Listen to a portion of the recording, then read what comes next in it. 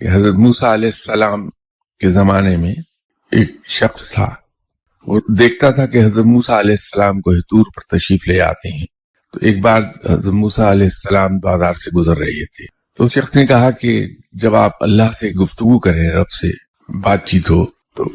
میرا ایک سوال رب تعالیٰ سے پوچھ لیجیے کہ میری تقدیر میں آخری سانس تک اللہ نے کتنا رزق لکھا ہے۔ تو حضرت موسیٰ علیہ السلام گئے،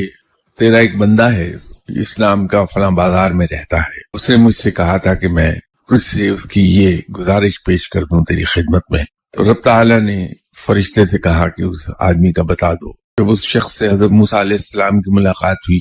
تو حضرت موسیٰ علیہ السلام نے اس کے سوال کا جواب اسے بتا دیا کہ تمہارے آخری سانس تک تمہاری تقدیر میں اتنا رزق لکھا ہے۔ پھر جب حضرت موسیٰ علیہ السلام کو طور پر جا رہے تھے تو اس شخص نے کہا کہ آج میری ایک گزارش رب تعالیٰ کی خدمت میں پیش کر دیں، رب سے کہیں کہ جو تو نے میری تقدیر میں لکھ دیا وہ تو میرا ہو گیا، تو جو چیز میری ہے میں جب چاہوں تو اس سے طلب کر لوں، تو یہ میری زندگی میں جتنا ٹوٹل رزق تو نے لکھا ہے وہ ایک ہی بار میں مجھے دے دے۔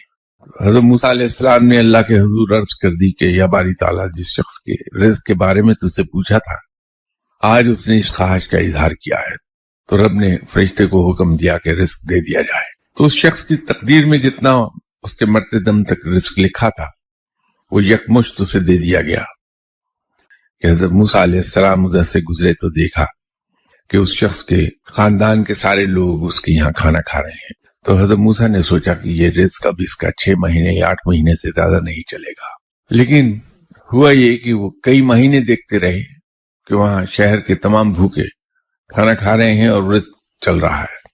تو ایک دن جو رب تعالیٰ سے گفتگو ہوئی تو حضرت موسیٰ نے رب تعالیٰ سے پوچھا کہ یا باری تعالیٰ، وہ آدمی جس نے اپنی قسمت کا تمام رزق یکمشت مانگ لیا تھا، تو جتنے لوگ وہاں کھانا کھا رہے ہیں وہ تو 3-4 دن سے زیادہ رزق جاری نہیں رہنا چاہیے، وہ ختم ہی نہیں ہو رہا، تو کئی مہینوں سے لوگ وہاں کھانا کھا رہے ہیں۔ تو رب نے کہا کہ موسیٰ،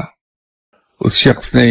میرے ہی ایک وعدے پر میرے ساتھ سیلز مین شپ لڑا دی کہ وہ میرے بندوں کو کھانا کھلا رہا ہے، میں اسے 1 کے 10 دیتا چلا جا رہا ہوں، اور یہ سلسلہ اب جاری رہے گا جب تک وہ کھانا کھلاتا رہے گا۔ تو جب انسان رب کی راہ پر خرچ کرتا ہے تو پھر اللہ تعالیٰ اسے یوں ہی عطا فرماتا ہے، اس کے پاس مال و زر کی رزق کی کمی کبھی نہیں آتی۔ تو ہمارا یہ سوچنا شاید زیادہ درست نہ ہو